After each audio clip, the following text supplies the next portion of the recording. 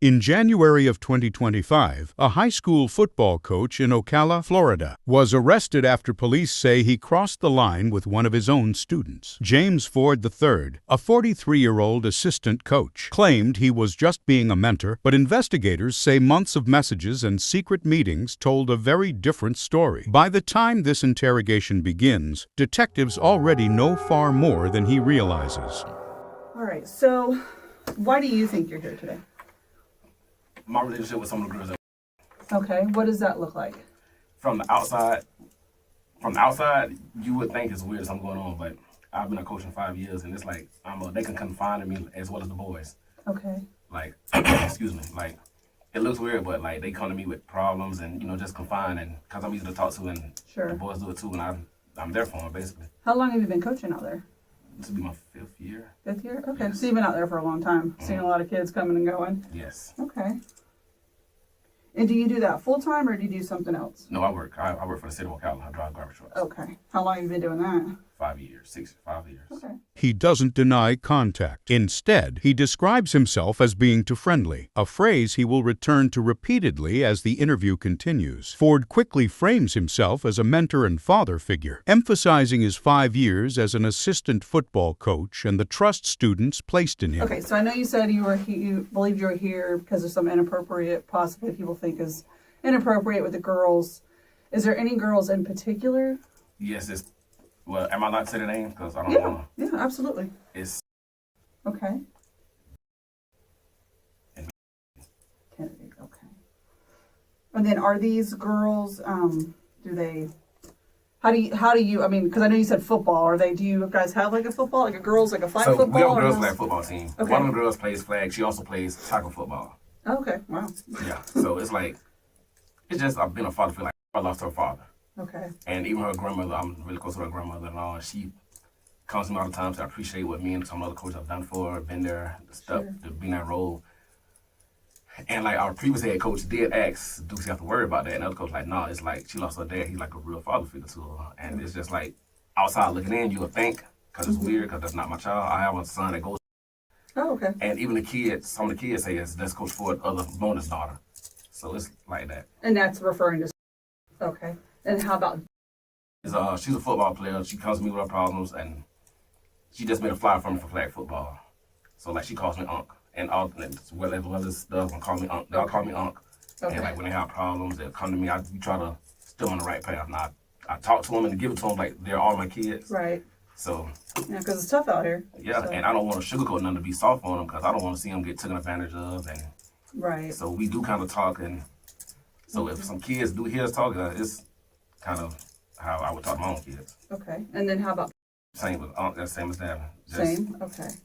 Just kind of that father figure. Well, no, her dad's in her life. It's just, I'm just like who she could confide in. Okay. Like if they have problems. And then have these girls been at the school and then since you've been there, or did they come later on? What did that look like?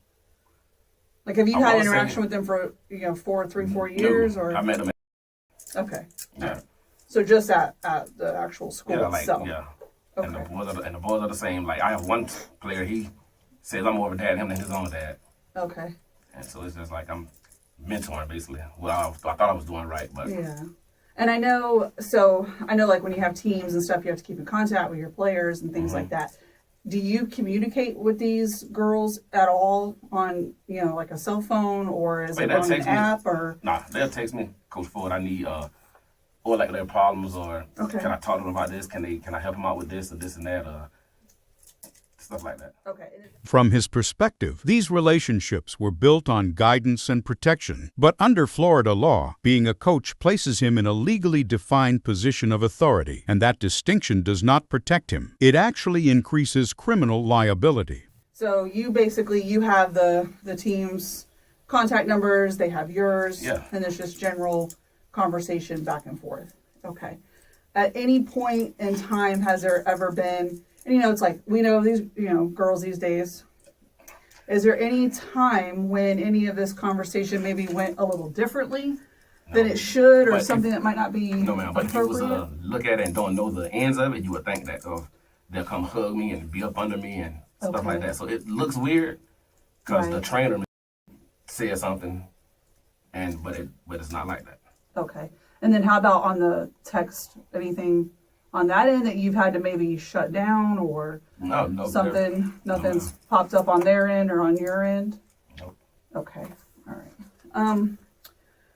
So when would you say you started communicating with any of these girls over text, just about sports or whatever? Okay. With the football team, we have everyone's number, so we have group text, and I have a text. Hey, I need you to do this. Okay. Ask what numbers they want, stuff like that. Right. And basically that's how it was. And then with the girls, I coach flag football. The girls, Okay. It's basically the girls basketball team, which most of them have my number also. Okay.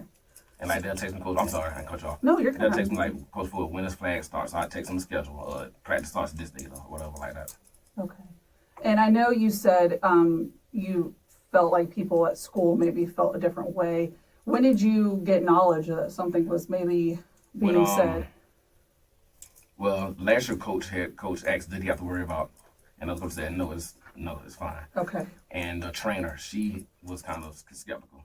As the questioning continues, Ford minimizes physical contact by saying the students initiated it. He describes hugs, closeness, and constant interaction as normal behavior. What he does not acknowledge is that school policy typically prohibits staff from engaging in one-on-one physical contact or private communication with students at all, regardless of intent. That context matters because investigators are not evaluating morality. They are evaluating boundaries. Now, what about this week? What happened this week? I don't know. I'm there. They come. They hug me, like normal, and that's it. When did you find out something was going on this week with the school? I got a call Tuesday. Tuesday? Okay. Was that from The new head coach. the head coach? Okay. And how did that conversation He go? just said, hey, they're doing an investigation with you and some of the girls.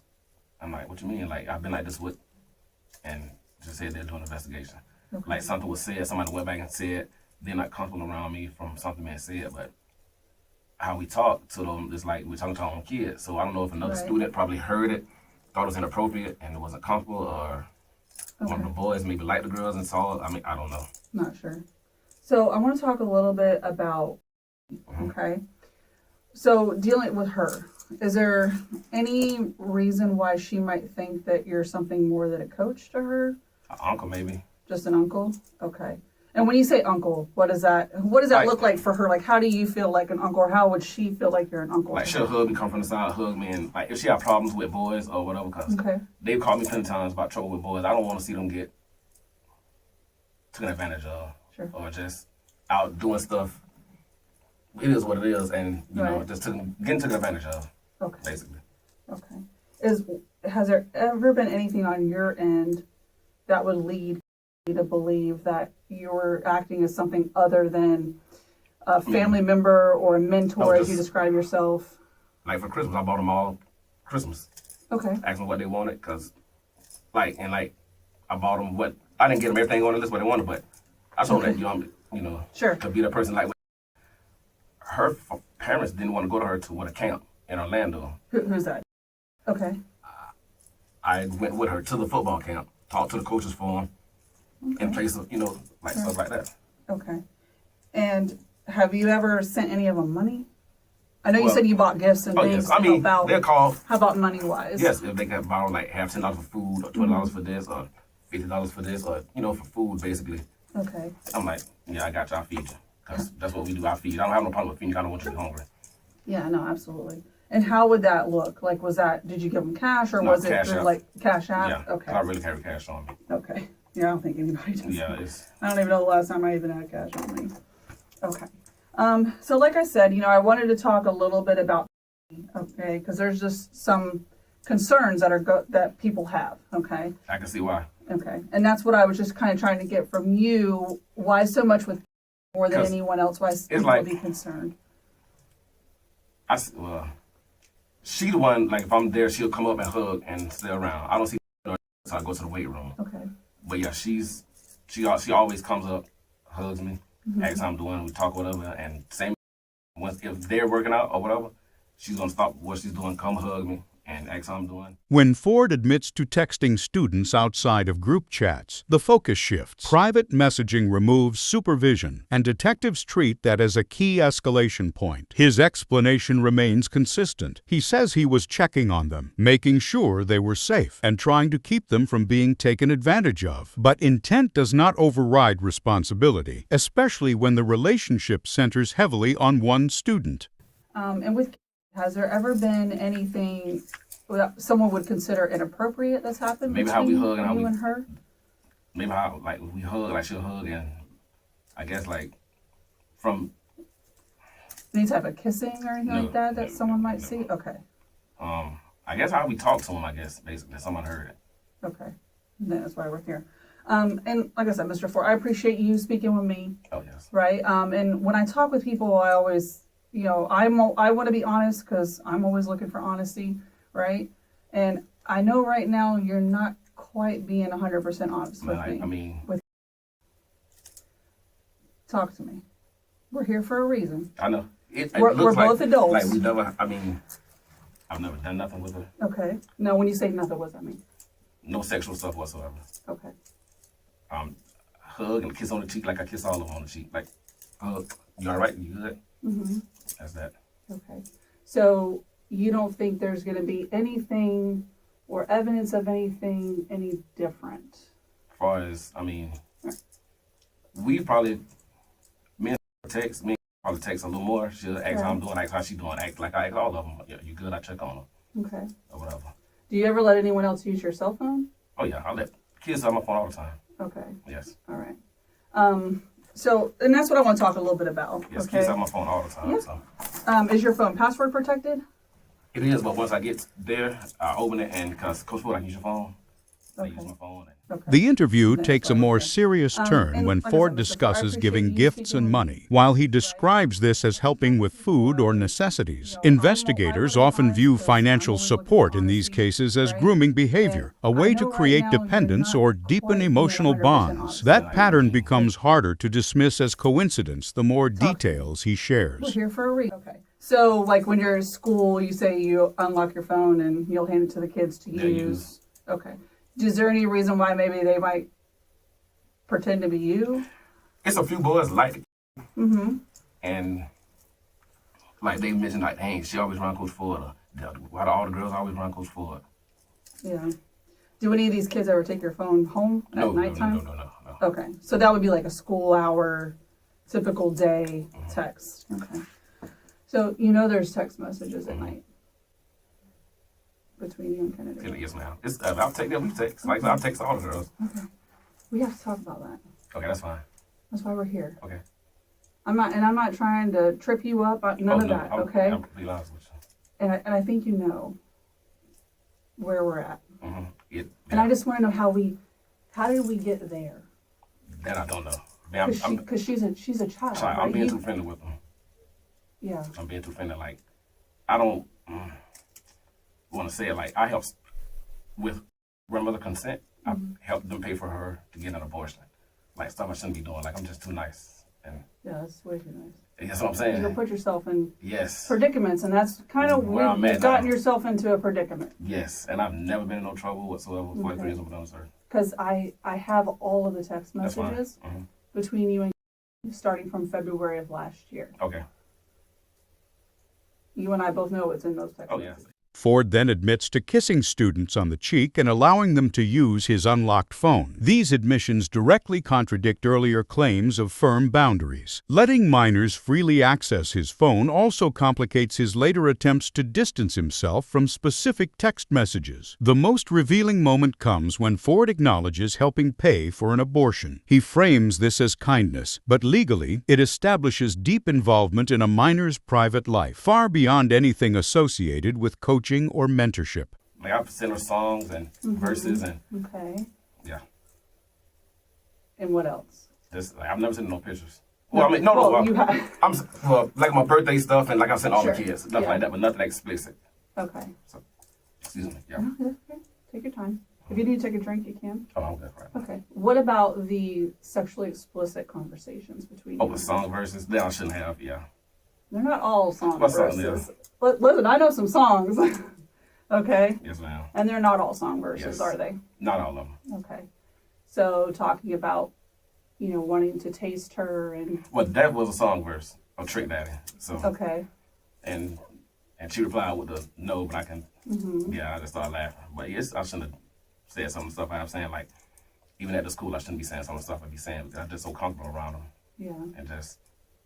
And what about, because I think you've developed some feelings for her, is what it looks like. It's like I said, from outside in in. the text, From right? outside in. From looking at Obey, outside. you're going to take care of her, she's your baby girl. Oh, yeah, I call all of my baby girls. Like, I'm a baby girl. Devon's a baby girl. It's just something I say. Okay. I want to talk to you about an incident that occurred at outside of the Waffle House. You know what I'm talking about? What can you tell me about that? She told me where she was. I went out to make sure she was okay. Okay. Because of her birthday. From this point on, detectives are no longer determining whether lines were crossed. They are determining how far. And she was just talking about all our problems. And I said, "You good? Okay?" And whatever. We talked for a little bit, and she left. Then when she got home, I said, "Are you good? You okay? Do you want to finish this tomorrow?" She said, "No." Okay. So during that text message, can you take yourself back to that text message to where you eventually y'all met up? You ended up driving to the Waffle House after telling her to go to the Waffle House. Was No, that but she right? told. Well, I think yeah. Okay, because I think you were at the Wawa, and then she was somewhere else. Y'all probably just left school or something like that. A game, maybe. No, it was a birthday dinner. A birthday dinner. Okay. So, where was she at the Waffle House? Like, She was parked. Once y'all met. Oh, she was parked by the sign. Okay. Did she stay in her car or something No, we got out and different? Okay. Did she get into your truck? Well, no, she opened the door and there, like, opened the door Okay. and sat in like this. Got out, came around, talked, gave her a hug, and Okay. Mr. Ford, I'm asking you to be honest. I'm being honest. I mean, we didn't do anything.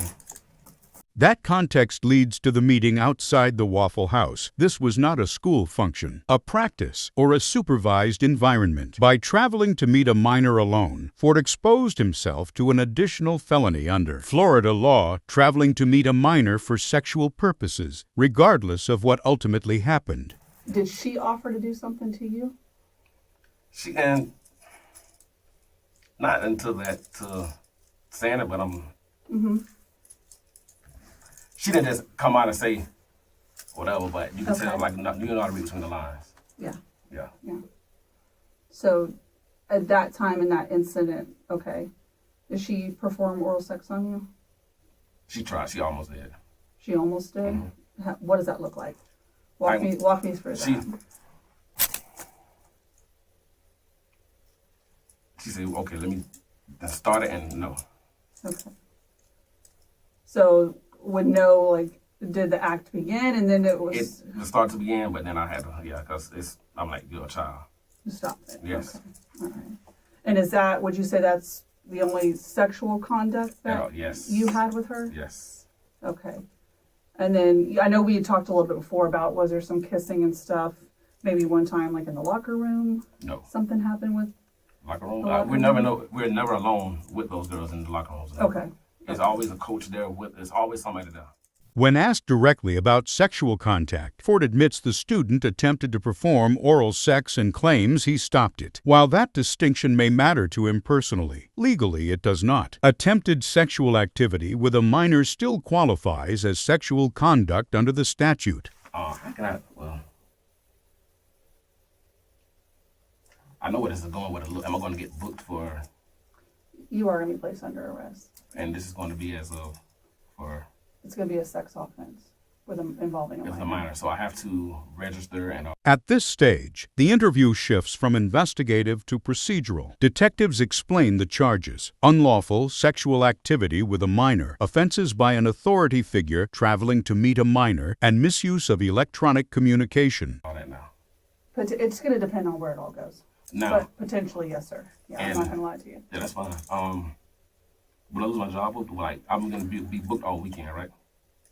So you'll go in, you'll have a no bond because it's a no bond initially. But when you see the judge in the morning at first appearance, the judge will give you a bond at that time. Ford's concern turns to the consequences, his job, his family, and whether he will have to register as a sex offender. I don't know if you have. Go ahead. Well, no, my mother, well, yeah, she will. Now, will y'all release all this information to her, or is something I would tell her? I think you should tell her. Okay. Yeah, I'm not going to tell your mom. No. You're an adult. Yeah. So you're, you got it? Your business is your business, Yes. right? It's not for me to tell, it's not like you're a child and I'm going to report to No, your will these mom. girls get in any kind of trouble, any kind of way? What do you think they should get in trouble for? Talk to me about that. Basically being inappropriate with me Okay. and being too close.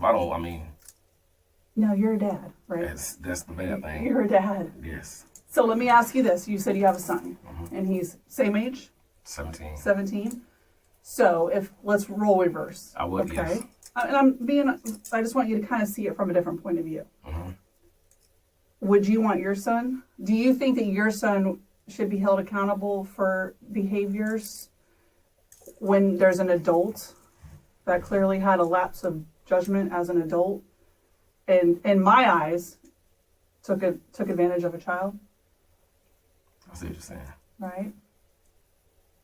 So would it be fair for them to get into trouble?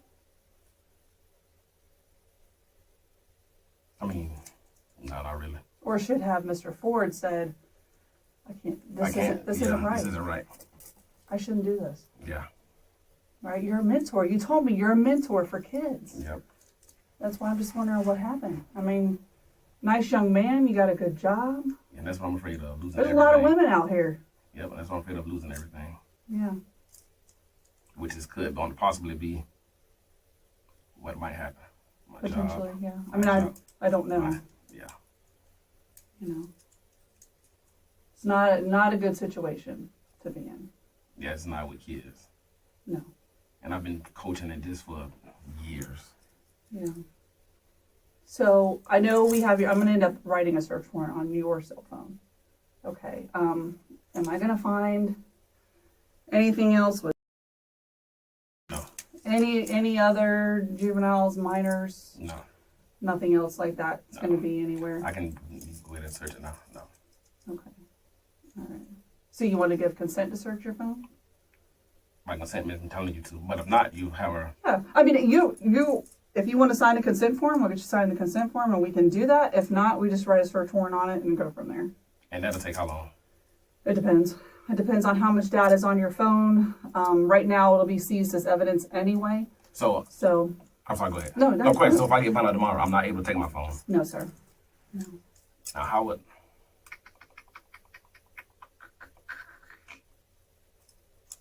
Yeah, I kind of...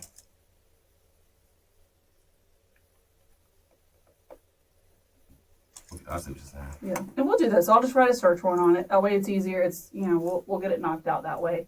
Because it will be held pending the case because it's evidentiary, so we can't get rid of it. Because, like I said, those text messages obviously were coming from your cell phone. Yeah, from you to her. So that's just part of the case, and that's kind of where we're at right now. Okay? Okay. You need anything right now? Excuse me, I'm out. You're good. Okay. No question. Yeah. I'm able to call my mother, or do I get a call? Or? Yeah, you can call your mom. And if you want, I'll bring my phone in, put it on speakerphone, and you can call mom here. It's up to you. Or you can call her at the jail. Am I able to call her at both places? Yeah, I'll let you call. Think about it. Oh, yeah, well, I want to call her, but I want to talk Sure. over the phone. Tell her. Understandably. I just want to call her. I'd want to talk to my mom too, so. Yes, Okay. yes. I would love to call her. Okay. All right, I'll be right back.